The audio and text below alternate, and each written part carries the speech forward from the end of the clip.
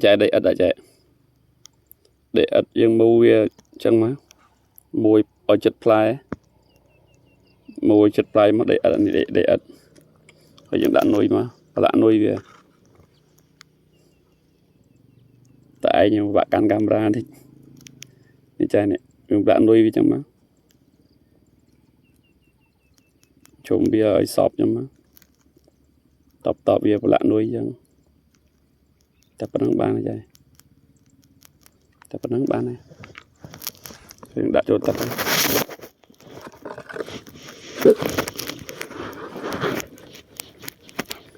bây giờ đã cho tập này đã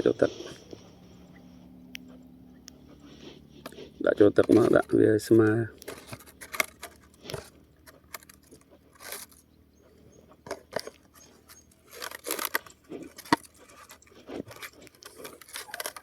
và xua với bộ để sma tập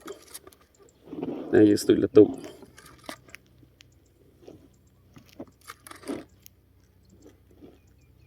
cái bài tập này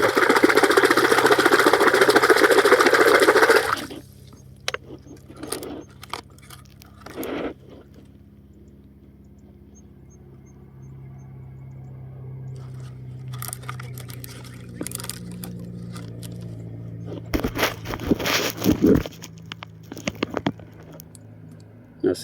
xì cho bạn lươn dạ là một rồi bạn tự biết